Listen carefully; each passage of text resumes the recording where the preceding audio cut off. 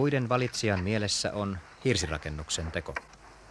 Siihen tarvitaan suoria ja mahdollisimman vähäoksaisia mäntyjä.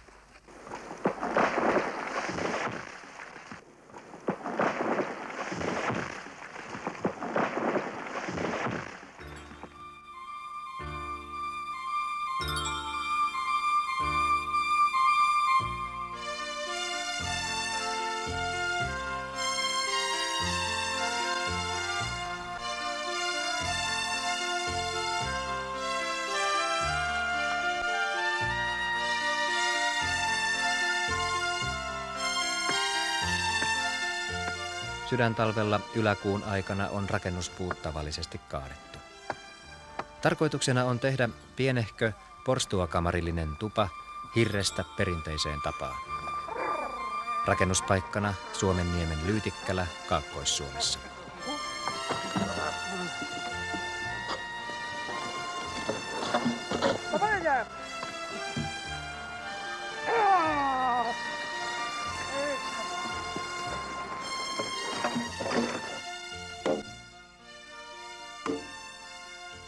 Jos on semmoinen tyvekäs puu, niin se on raskas piiluta.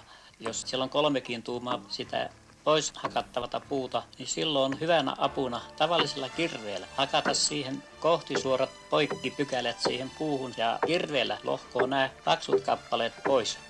Siihen jätetään reilu 1/4 tuuma puolelleen sitä ylimääräistä paksuutta, mikä sitten seinää valmiiksi piiluttaessa lähtee siitä pois. Veistämällä tukeista tehdään hirsiä, joiden annetaan kuivua kevätahvassa. Tasaisen kuivumisen edistämiseksi veistämätön osa vuollaan puhtaaksi.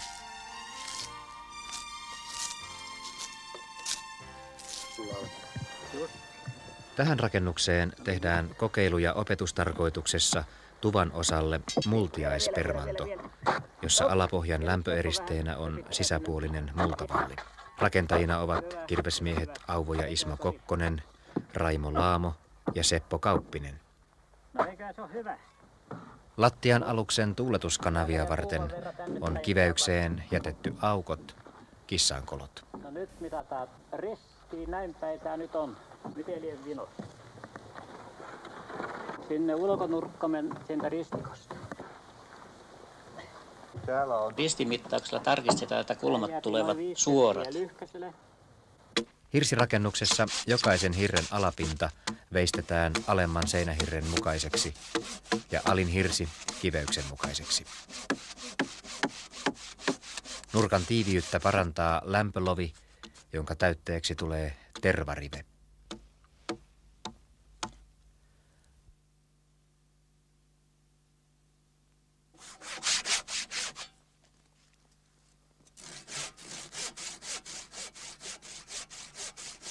Lamasalvos eli vaakahirsirakennuksia lienee meillä ollut jo kansainvaellusaikana.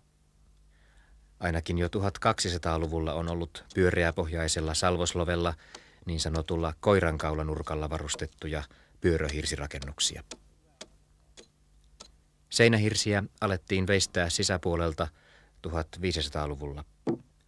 Molemmin puolin veistetty seinähirsi, kuten tässä, on perua 1700-luvulta.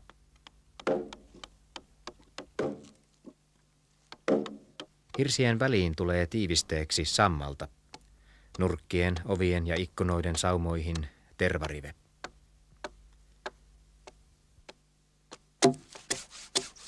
Seinän lujuutta lisätään sitomalla hirret toisiinsa vaarnoilla, jotka sijoitetaan hirsien läpiporattaviin reikiin. Käsivintilän koko on noin 1,5 tuumaa. Kun tämä tumpelitappi lyövää, niin on pidettävä huoli, että pohjaa jää painumisen varaa, ettei tapit jää kantamaan. Painumisen varaa pitää olla reilu tuuma seinän korkeusmetriä kohti. Ovien ja ikkunoiden karojen reijät tehdään 2 tuuman poralla. Eteisen ja kamarin väliseinän hirsien liitoksia ei uloteta sivuseinien läpi, vaan hirret liitetään niihin pyrstöliitoksin. Liitoslovi ulottuu puoleen väliin 6 tuuman vahvuista hirttä.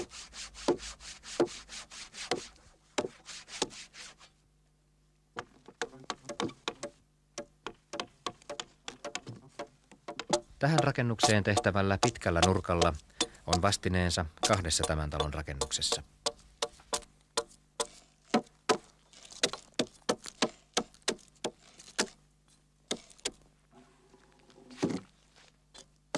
Salvoksen kaula veistetään kummaltakin sivulta noin puoli tuumaa muuta hirttä kapeammaksi. Kaulan kumpaankin päähän tehdään kaulaviisteet. Hirsiseinän kunnolliseen lämmöneristykseen kuuluu riittävän leveä lämpövara. Ulkoseinässä ja kylmää huonetta vastassa olevassa seinässä varan leveyden pitää olla vähintään 10 senttiä. Alemman hirren selkä on vuoltu tasaisen kuperaksi. Varapiirtimen leveällä kärkivälillä piirretään alemman hirren muoto ylempään hirteen.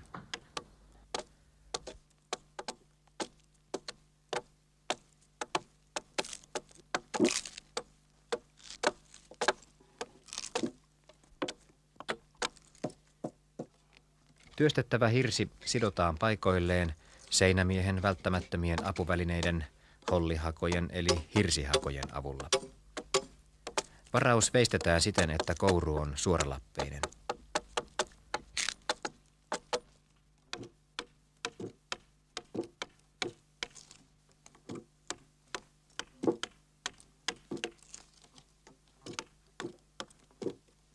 Kun varattu hirsi asetetaan alemman hirren päälle, varaus jää reunoilta hieman auki.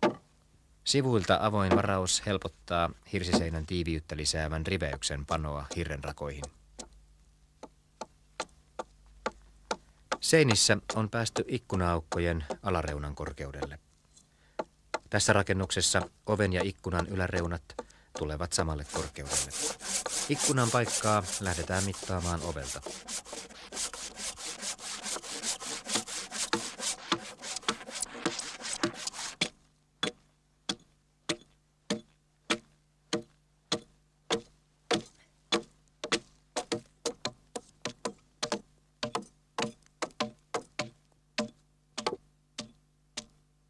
Tuvan toisen ikkunan korkeus saadaan oviseinän ikkunasta.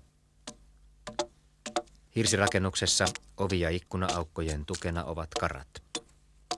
Tässä teenmuotoiset karat veistetään yhdestä puusta, kuten ennen on tehty.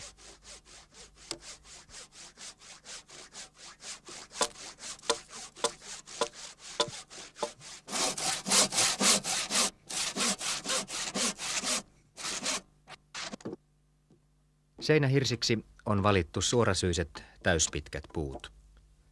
Kun hirsikerrat huolellisesti vaarnataan noin 1,5 metrin välein ja aukkopaikat karoitetaan jykevin yksipuisin karoin, seinät säilyttävät varmasti suoran muotonsa. Muualla seinässä voidaan hirsiä liitoksin jatkaa, mutta kamanahirreksi on aina valittu täyspitkä tukeva suora puu, koska tätä hirttä, joka sitoo koko rakennusta, heikentää ikkuna-aukko. Karan päällepanossa on mahdollista tervariveen laitto karan koloon, johon ei myöhemmin päästä käsiksi. Karalankkua ei naulata kiinni, koska naulaus estää hirren painumisen. Ikkuna-aukon on oltava niin suuri, että kamanahirren ja ikkunan karmin väliin jää 2 tuuman suuruinen laskeutumisvara.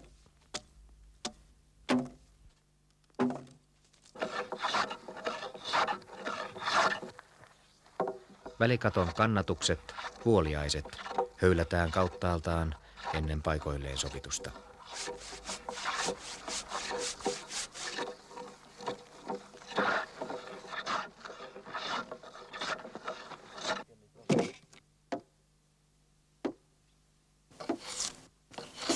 Nuo kantit siinä vetäminen puolupuukolla ja lopun oikaisun höylä.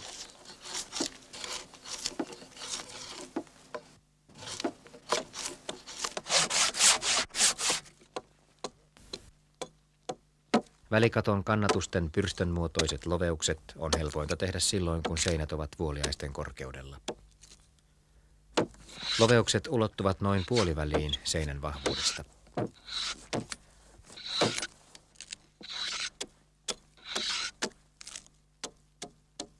Vuoliaisen päähän veistetään kannatuskoloon tiiviisti menevä lohenpyrstö.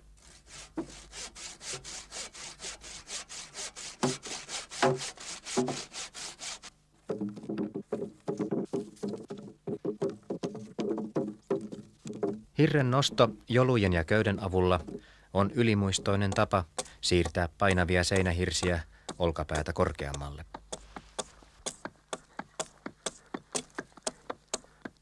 Tasakerran yläpuolelle tuleviin hirsiin tehdään myös varaus, vaikka seinän ei siellä tarvitse olla lämmönpitävä. Useissa rakennuksissa on se päätykolmiokin tehty hirrestä. Sitä ennen on tuumattava katon jyrkkyys.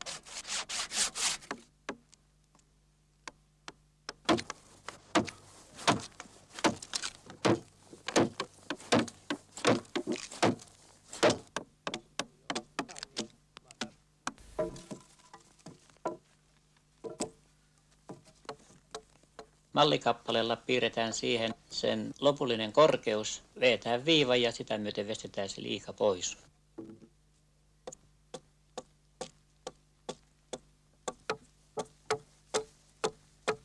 Kun ei täyspitkää puuta sattunut olemaan, niin harjaors on jatkettava hakaliitoksella. Kattotuolien rakenne on mahdollisimman yksinkertainen.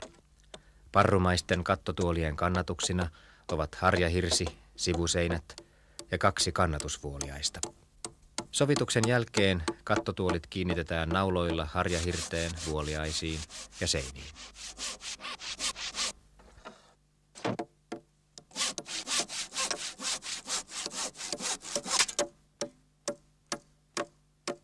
Päätykolmioiden ja väliseinän hirrenpäät veistetään kattotuolien tasalle. Harjaors tapitetaan sekä päistä että väliseinän kohdalta.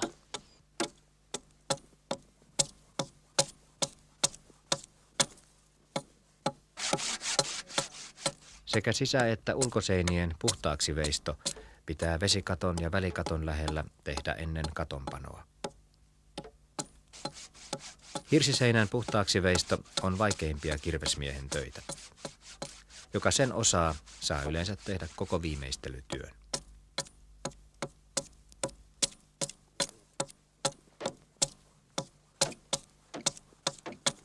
Tammosen piilun varren silmä on tehty semmoinen, että varren irrottaminen ja takaisinlaitto käy kätevästi ja silloin tämmöisellä kirveellä voi vestää sekä oikea että vasenkätisesti. Ainakaan nurkkaa ei voi vestää muuten kuin määrätyltä suunnalta.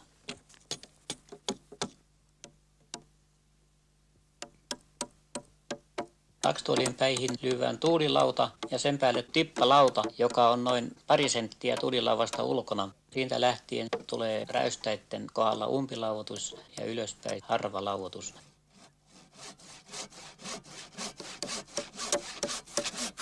Nurkan pituus on hiukan pitempi kuin seinähirren paksuus. Jos on 6 tuumaa seinähirs, silloin nurkkojen pituus on 7 tuumaa. Nurkkien hirrenpäät veistetään saman vahvuisiksi kuin itse seinät.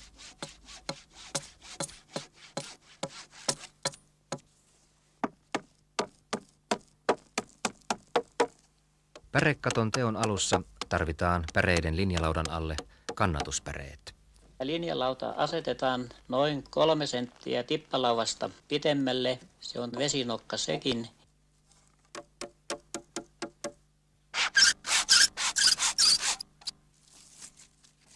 Normaali pärekatto on kauttaaltaan 3-kertainen. Ensimmäisen kerroksen päreet ovat lyhyitä, 1/3 päreen mittaisia.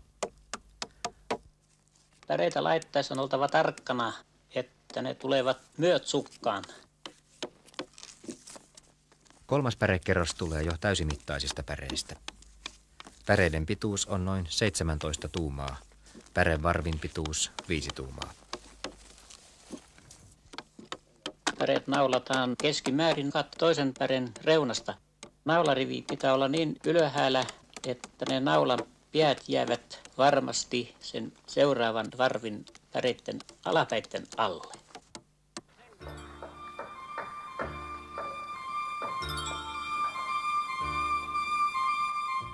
Kunnollisista päreistä hyvin tehty katto voi kestää 4. vuosisadan. Harjavarviin käyvät taas lyhyet päreet.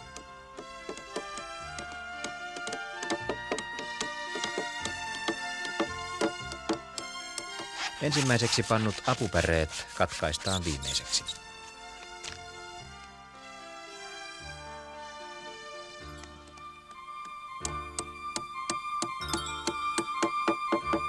Pärekaton reunan suojaksi naulataan päätyihin reunalaudat ja harjalle harjalaudat. Semmoinen yleinen tapa on ollut, että viimeistään siinä vaiheessa, kun on harjalauta löyty paikalleen, niin alkaa harjannostajaisiin vietto.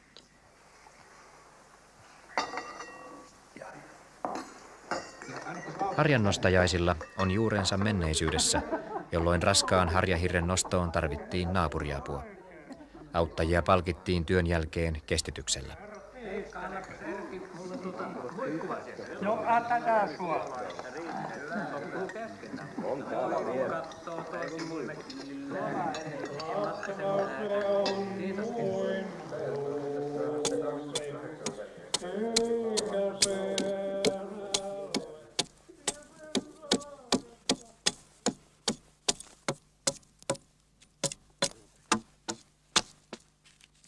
Tuvan lattian alle tulevan multiaispermannon hirsirakenteiden suojana on vanhastaan käytetty tuohta, joka kuivaa multaa vasten asetettuna suojaa hirttä pitkään lahoamiselta.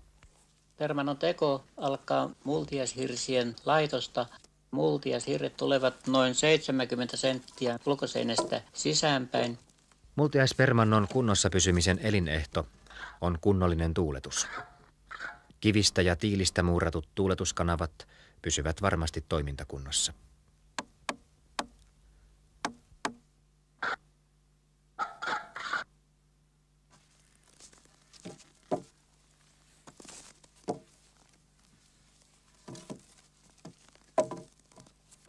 Multiaishirsikehikon nurkissa ovat rakennetta lujittavat salvokset. Hirsissä ei ole varausta.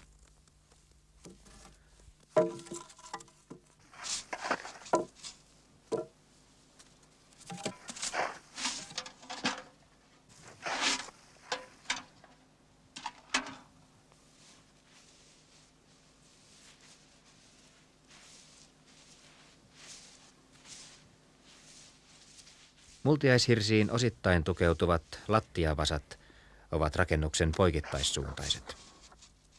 Seinän ja lähinnä sitä olevan vasan väliin jää noin 5 tuuman levyinen täyttöaukko, jonka katteeksi tulee niin sanottu multiaislankku, joita on tuvan jokaisen 4 seinän vierellä. Multiaislankkujen aukoista voidaan täyttää mahdollisia multapohjaan tulleita vuotoja ja laskeumia. Multiaisten keskelle jää syvennys, jota on tämän tyyppisissä rakennuksissa voitu käyttää viileänä säilytystilana. Tuvan lattiaan tulee sille kohdalle luukku, josta päästään lattian alle.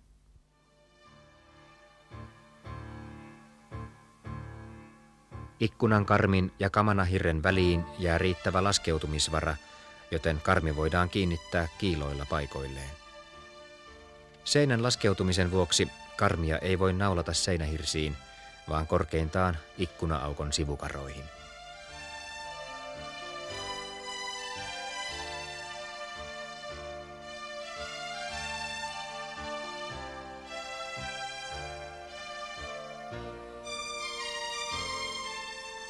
Karmin pysty- ja vaakasuoruus varmistetaan vesivaan avulla.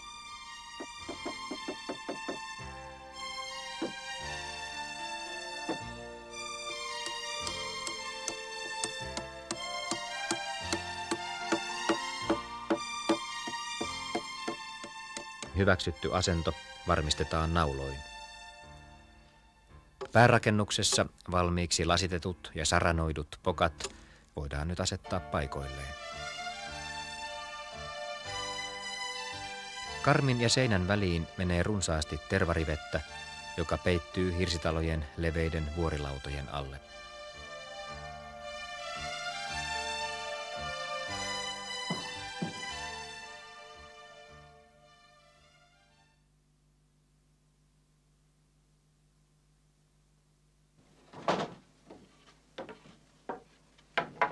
Lattian laitto alkaa multiaislankkujen panosta. Lankut ovat irralliset, vain jalkalistojen paikoillaan pitämät. Niiden sisäpuolelle jäävät lattialankut muodostavat toisiinsa sidottuina kiinteän lattian. Lattiatarpeet ovat tuppeen sahattuja eli kanttaamattomia lankkuja, joissa tyvi on latvaa leveämpi. Ne pannaan veistettyinä ja höylättyinä lattiaan vuorotellen, vuoroin tyvi, vuoroin latvapuoli. Lattialankut on sahattu kuivasta suorasyisestä honkapuusta, jotta käytettävissä olevin keinoin vältettäisiin lankkujen kiertyminen.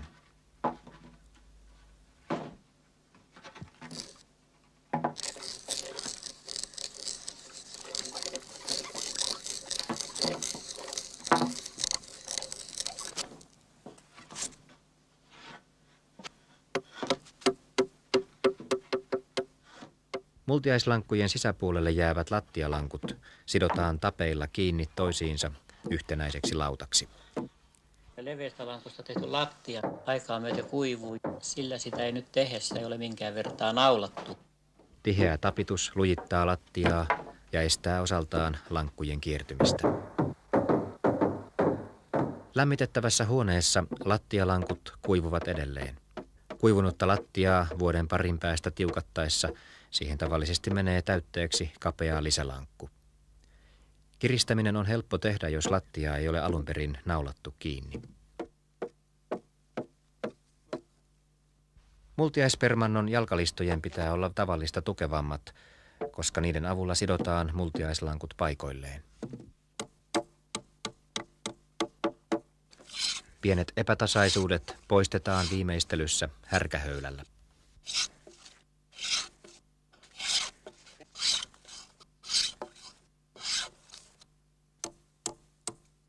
Eteiseen ja porstuakamariin tulee täytepohjainen lattia, rossipermanto. Lattiavasoihin naulataan alapohjan kannatuslaudat, joiden päälle pannaan rossilattian laudat.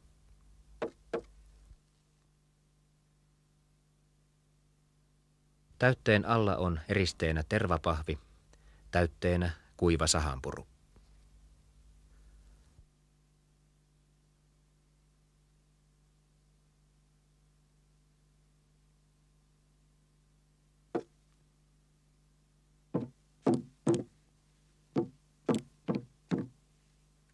Rakenteeltaan samanlainen välikatto on Lyytikkälän päärakennuksessa, jonka pihapiirissä uudisrakennus on.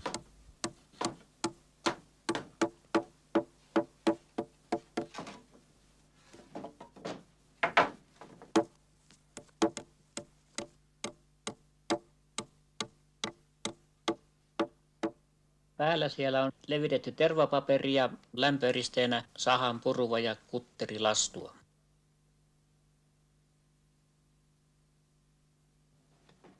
Ulkoovi on täällä tehty perinteinen lankkuovi, johon tulevat pitkälehtiset takosaranat.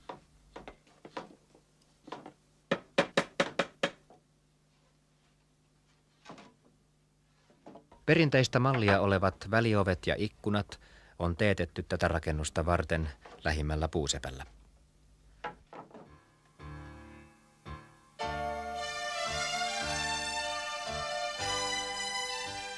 Vuorilaudat ja jalkalistat ovat kirvesmiesten itsensä valmistamia.